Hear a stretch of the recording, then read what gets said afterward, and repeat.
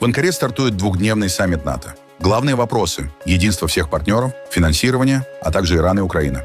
В правительстве Германии уверены, защититься от Путина, придерживаясь политики сбалансированного бюджета, невозможно. Поэтому там согласовали увеличение финансирования обороны на следующий год. Ротация американских военных в Польше будет. Варшава договорилась с Вашингтоном. Украинские беспилотники долетели аж до Омска и нанесли удары по самому крупному нефтеперерабатывающему заводу России. Очередной скандал с участием Дональда Трампа на чемпионате мира по футболу. Правозащитники говорят, в футболе стало очень много политики. Во Франции очередное ограбление музея на миллион евро, а в Шри-Ланке бунт в тюрьме. А теперь об этом подробно и по делу. Это один день.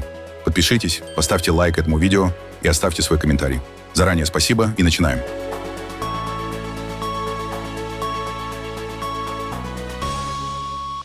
В Анкаре стартует двухдневный саммит НАТО, который может стать одним из самых непростых за последние годы.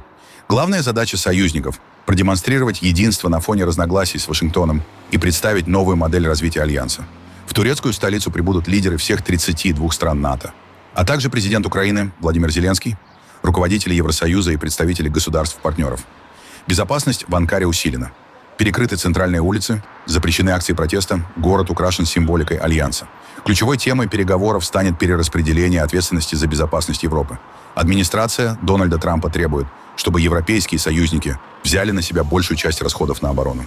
По словам генерального секретаря НАТО Марка Рютте, европейские страны и Канада уже увеличили оборонные расходы примерно до 4% ВВП и представят планы по достижению новой цели – 5%.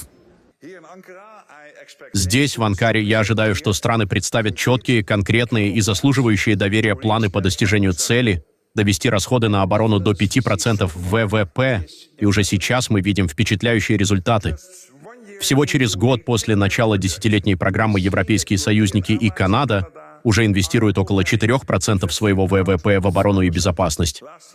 В прошлом году европейские союзники и Канада потратили на ключевые оборонные нужды почти на 20% больше, чем годом ранее. Если объединить показатели за 2025 и 2026 годы, дополнительные инвестиции составят 258 миллиардов долларов, и эта тенденция сохраняется. После многих лет недостаточного финансирования мы, наконец, создаем реальные военные возможности. Европейские союзники и Канада уверенно движутся к тому, чтобы сравняться с Соединенными Штатами по объему оборонных расходов. Более того, они берут на себя все большую роль в системе командования и управления НАТО, усиливают вклад в обычные вооруженные силы, укрепляют сдерживание и оборону, в том числе вдоль всего восточного фланга, в Балтийском регионе и Арктике, а также возглавляют усилия по поддержке Украины. На саммите ожидают объявления оборонных контрактов на десятки миллиардов долларов. Особое внимание уделят увеличению производства вооружений, развитию оборонной промышленности и новой стратегии НАТО, получившей название НАТО 3.0. Одним из главных решений станет новый пакет поддержки Украины. В проекте итоговой декларации говорится о намерении союзников выделить 70 миллиардов евро военной помощи в 2026 году и сохранить аналогичный уровень поддержки в 2027. При этом значительная часть этих средств уже была обещана ранее, а Соединенные Штаты, как ожидается, в финансировании нового пакета участвовать не будут. Сегодня Украина меняет ситуацию на поле боя благодаря мужеству, самоотверженности и изобретательности своих вооруженных сил. Но ей необходима наша дальнейшая поддержка, особенно в сфере противовоздушной обороны. Россия продолжает наносить удары беспилотниками и ракетами по украинским городам. Очередная ужасная атака произошла минувшей ночью. Пока Украина защищает свой суверенитет, союзники и партнеры НАТО должны продолжать обеспечивать ее всем необходимым. И хочу подчеркнуть, каждый союзник должен внести свой вклад. Европейские лидеры также рассчитывают провести полноценные переговоры Дональда Трампа с Владимиром Зеленским. Их предыдущая встреча на саммите G7 ограничилась коротким разговором. Еще одной важной темой станет Иран. В итоговом заявлении союзники намерены подтвердить, что Тегеран не должен получить ядерное оружие, а также призвать обеспечить свободу судоходства в Ормузском проливе. При этом европейские страны опасаются, что разногласия с Вашингтоном по поводу войны с Ираном могут затмить повестку саммита. Для Турции нынешняя встреча – возможность укрепить свои позиции внутри Альянса. Анкара намерена продвигать сотрудничество в оборонной промышленности, добиваться снятия ограничений на торговлю вооружениями внутри НАТО, а также рассчитывает обсудить с США возвращение в программу истребителей F-35 и отмену американских санкций. Таким образом, саммит в Анкаре станет проверкой не только готовности Европы взять на себя большую ответственность за собственную безопасность, но и способности НАТО сохранить политическое единство в условиях новых глобальных вызовов. Нидерланды объявят о новых оборонных проектах на сумму свыше 3 миллиардов евро. Как заявила министр обороны страны Дилан Ешелгёс, соглашение предусматривает совместные программы с Бельгией, Великобританией и Германией по укреплению оборонного потенциала НАТО. У нас есть планы сотрудничества на нескольких уровнях с соседними странами в рамках НАТО. Это касается Германии, Великобритании, Бельгии. Мы хотим совместно развивать оборонную промышленность и инвестировать в наши возможности. Для Нидерландов речь идет, думаю, более чем о 3 миллиардах евро. Это будут не просто обещания, а конкретные проекты. Я должна быть уверена, потому что знаю, мы нужны друг другу. Не только Европе нужны Соединенные Штаты, мы взаимозависимы. Это касается разведки, экономики, торговли, а также нашей общей безопасности. И независимо от того, кто сейчас находится в Белом доме, Европе полезно инвестировать в собственную оборону и оборонную промышленность. Сейчас идет война. И единственная причина, по которой она не пришла к нам, заключается в том, что Украина держится. Она стойко сопротивляется и сражается также за нас. Когда это осознаешь, понимаешь и свою ответственность. Первое из них — сделать все возможное для безопасности собственных граждан. А этого невозможно добиться без дополнительных расходов на оборону, без увеличения их как минимум до 3,5% ВВП. Правительство Германии утвердило проект федерального бюджета на 2027 год. Документ предусматривает увеличение расходов на инвестиции и оборону для поддержки экономики и укрепления безопасности страны. Общий объем расходов составит 555 миллиардов евро, а заимствований — более 203 миллиардов. В Берлине заявляют, что намерены наращивать вложения в инфраструктуру, высокие технологии, искусственный интеллект и оборону, а также сохранить поддержку Украины. Одновременно власти планируют меры по сокращению бюджетного дефицита. Этим федеральным бюджетом на 2027 год мы делаем ставку на инвестиции и реформы, чтобы Германия стала сильной и устойчивой к кризисам страной. Приоритеты федерального правительства ясны. Мы хотим вернуть нашу страну на путь экономического роста. Мы хотим создавать в Германии рабочие места будущего. Мы делаем ставку на высокие технологии, искусственный интеллект и инновации. И мы хотим жить в безопасности, поэтому укрепляем безопасность, устойчивость и обороноспособность страны. Мир в Европе находится под угрозой из-за имперских амбиций Путина так, как не был уже очень давно. И я хочу сказать совершенно ясно. Защититься от Путина, придерживаясь политики сбалансированного бюджета, невозможно. Мы должны в кратчайшие сроки наверстать упущенное за 3 десятилетия, в течение которых Бундесвер сокращался в рамках политики экономии. Мы должны восполнить последствия десятилетий недоинвестирования в наши оборонные возможности. И сделать это без новых заимствований просто невозможно. Это все равно, что пытаться долететь до Луны без ракеты. При подготовке финансового плана на 2028 год нам уже удалось сократить дефицит с первоначальных 64 миллиардов до 22 миллиардов евро. В 2028 году мы повысим целевой показатель экономии для всех министерств с 1% до 3%. Это означает дополнительное сокращение их бюджетов еще на 2%. Мы должны взять под контроль текущие расходы. Только так мы сможем и дальше инвестировать в будущее и сохранять социальную сплоченность общества. Президент США Дональд Трамп заявил в понедельник, 6 июля, что Соединенные Штаты либо заключат соглашение с Ираном, либо доведут дело до конца. При этом он подчеркнул, что предпочел бы дипломатическое решение. Послушайте, сейчас цена на нефть находится на таком уровне, что, думаю, она даже ниже за баррель, чем была до того, как мы начали. Мы добились уступок. Теперь главное, чтобы эти уступки сохранились. Но ядерного оружия у них не будет. Мы получим то, что я называю ядерной пылью. Хотя на самом деле это обогащенный материал. Мы его получим. Именно ради этого я и действовал. Очень решительно. Иран не может иметь ядерное оружие. Я не стремлюсь к смене режима, хотя это и выглядит как смена режима. Первый режим ушел, второй режим ушел. Думаю, третий режим более разумный. Но посмотрим. Наш великий военно-морской флот осуществил величайшую блокаду, какую только можно было представить. В течение 2 месяцев не прошло ни одно судно. Затем мы сняли блокаду, потому что, возможно, близки к заключению сделки. Не знаю. Но мы победим в любом случае. Либо заключим соглашение, либо доведем дело до конца. И закончить его будет нетрудно. Я предпочел бы сделку, потому что не хочу, чтобы пострадали 91 миллион человек. Мы можем уничтожить их мосты за 1 час. Можем вывести из строя их энергосистему. Все эти крупные современные электростанции, которые они построили. Раньше у них было много денег. Сейчас денег у них нет. Мы им никаких денег не давали. Но мы можем отключить их электричество и уничтожить все электростанции, я бы сказал, за небольшую часть дня. Каждая станция будет уничтожена. И они это знают. Соединенные Штаты в ближайшие недели возобновят ротацию своих военнослужащих в Польше. Об этом сообщил министр обороны Владислав Косиняк-Камыш. По его словам, подтверждение польская сторона получила от представителей американской дипломатической миссии. Польша фактически является трансатлантическим мостом. Сегодня она соединяет Соединенные Штаты с Европой. Мы — надежный, образцовый союзник, как очень часто говорят наши американские партнеры. Поэтому я был особенно рад получить информацию от заместителя посла США в Польше, госпожи Стефани Холмс, и военного атташе США в Польше о том, что ротация американских войск, которая была приостановлена несколько недель назад, возобновляется. Она продолжится, и ротация военнослужащих США в Польше будет завершена в ближайшие недели. Я хотел бы искренне поблагодарить заместителя посла за эту информацию. Считаю, что это чрезвычайно позитивный сигнал. Ротация была приостановлена несколько недель назад в рамках пересмотра Вашингтоном численности американских войск в Европе. При этом ранее президент США Дональд Трамп заявил о планах направить в Польшу дополнительно 5000 военнослужащих. К слову, заявление прозвучало во время подписания соглашения о запуске в Польше производства американских дальнобойных ракет «Барракуда-500» для польской армии. Также премьер-министр Дональд Туск, выступая на церемонии, призвал политические силы страны сохранять единство в вопросах безопасности и не превращать оборону в предмет внутриполитической борьбы. Не стоит превращать вопрос безопасности в поле политической борьбы. Настоящее поле борьбы находится совсем в другом месте.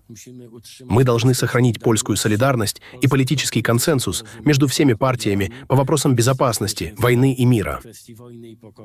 В противном случае нам очень быстро придется заплатить за это высокую цену. Его слова прозвучали на фоне ухудшения отношений между Варшавой и Киевом из-за спора вокруг присвоения одному из подразделений украинской армии имени украинских националистических формирований времен Второй мировой войны. Канада, по данным издания The Globe and Mail, выбрала немецкую компанию ТКМС в качестве предпочтительного подрядчика для строительства 12 новых подводных лодок для военно-морских сил страны. Ожидается, что официальное решение объявят перед поездкой премьер-министра Канады Марка Карни на саммит НАТО, который пройдет в Турции. Канцелярия главы правительства эту информацию пока не комментировала. Немецкая компания предлагает подводные лодки проекта 212 CD. Эти субмарины уже строятся для военно-морских сил Норвегии в рамках совместной программы с Германией.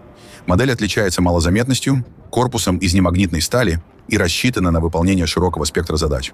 После появления информации о возможном контракте акции ТКМС выросли почти на 13%, достигнув максимума почти за 4 месяца. Конкурентом немецкой компании в тендере была южнокорейская Hanwha Ocean, однако, по данным СМИ, предпочтение было отдано европейскому предложению. По данным украинских военных, в ночь на 6 июля беспилотники нанесли удар по нефтеперерабатывающему заводу в Омске, крупнейшему НПЗ России, расположенному в Сибири. О происшествии также сообщил губернатор Омской области Виталий Хоценко, подтвердив атаку беспилотников на регион. На кадрах очевидцев, подлинность которых была подтверждена по спутниковым снимкам и архивным изображениям местности, видно пламя и густой черный дым, поднимающийся над промышленной зоной. По словам губернатора, экстренные службы работают на месте, а масштаб последствий уточняется. Украинская сторона заявляет, что целью удара стал Омский нефтеперерабатывающий завод. Если информация подтвердится, это может стать одной из самых дальнобойных атак украинских беспилотников с начала полномасштабной войны. Кроме того, украинские военные сообщили об ударах по российским портам Усть-Луга и Высоцк на Балтийском море, через которые осуществляется экспорт нефти, а также по объектам в Калужской и Ярославской областях. Российские региональные власти также сообщили об атаках на эти регионы.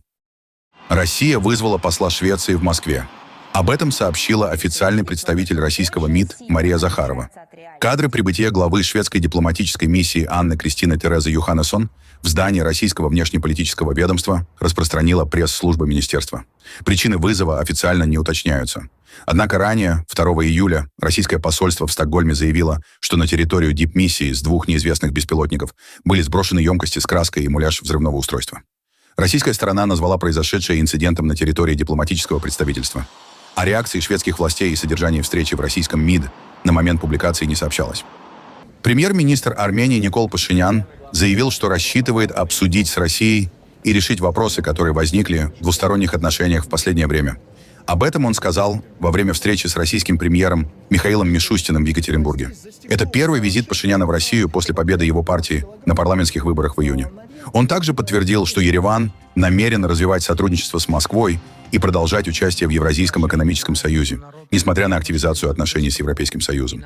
Ваш первый зарубежный визит после состоявшихся 7 июня парламентских выборов в Армении. Рассчитываем, что новое правительство, которое будет сформировано по итогам голосования, выборов, обеспечит развитие наших отношений, поступательное развитие российско-армянских отношений в духе дружбы, добрососедства, взаимного уважения и учета интересов друг друга. В последнее время появились некоторые проблемные вопросы, и, конечно же, я надеюсь, что мы обсудим и решим эти вопросы. И как до выборов, так и после выборов мы настроены на дальнейшее развитие наших отношений с Российской Федерацией. И, конечно же, мы заинтересованы в нашем участии в Евразийском экономическом союзе. Дональд Трамп снова в центре громкого скандала, на этот раз футбольного. Президент США признал, что лично попросил главу ФИФА Джанни Инфантино пересмотреть красную карточку нападающего американской сборной Фоларина Балагуна, из-за которой тот должен был пропустить матч 1/8 финала чемпионата мира против Бельгии. Но все, что я сделал, это попросил пересмотреть этот эпизод, потому что не считал его нарушением. И знаете, повторю еще раз, я хорошо разбираюсь в подобных вещах. Я увидел двух выдающихся спортсменов, которые столкнулись и запутались в движении. Это был не случай, когда кто-то ударил соперника по лицу или совершил действительно грубый фол. Совсем другая ситуация.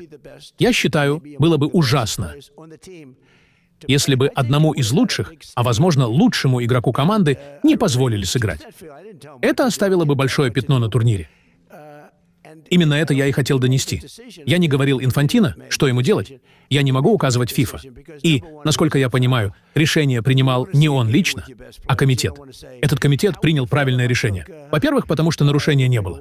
Во-вторых, болельщики хотят видеть матч, в котором играют лучшие футболисты. Представьте, если бы из игры убрали Месси только потому, что он с кем-то столкнулся. Или Роналду. Или Гарри Кейна, просто потому, что он чуть сильнее задел соперника. Так нельзя. Если бы Балагуна не допустили к матчу, это, на мой взгляд, бросило бы тень на этот великолепный чемпионат. Мы должны играть с сильнейшим составом, и Бельгия тоже должна играть с сильнейшим составом. У бельгийцев, кстати, отличная команда. Тогда, независимо от того, выиграем мы или проиграем, все будет честно. А если бы мы уступили без одного из своих ключевых игроков, это было бы очень плохо. Поэтому я считаю, что ФИФА приняла действительно блестящее решение. А вот решение арбитра было ужасным. Но об этом почему-то никто не говорит. Все обсуждают красную карточку, будто это нормально, но почти никто не говорит о том, что само решение показать красную карточку было ошибочным.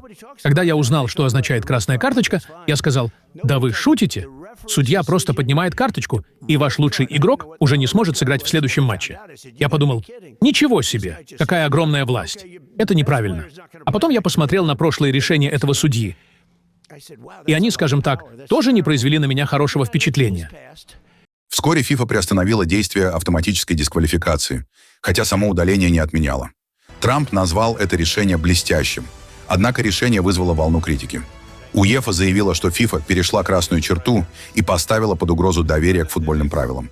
Футбол, как и любой другой вид спорта, основан на правилах. Именно они обеспечивают честную, справедливую и прозрачную конкуренцию. Иногда правила допускают различные толкования, но не в этом случае. Минимальная автоматическая дисквалификация на один матч после удаления не является вопросом усмотрения и не требует отдельного решения какого-либо компетентного органа для вступления в силу. Это фундаментальный принцип, закрепленный в регламенте, который не может становиться предметом исключений. Тем более по ходу турнира, когда несколько других игроков уже оказывались в аналогичной ситуации и в установленном порядке отбывали свои дисквалификации. Когда хранители правил больше не гарантируют их неизменное применение, под угрозой оказывается целостность самой игры, а доверие к соревнованию подрывается.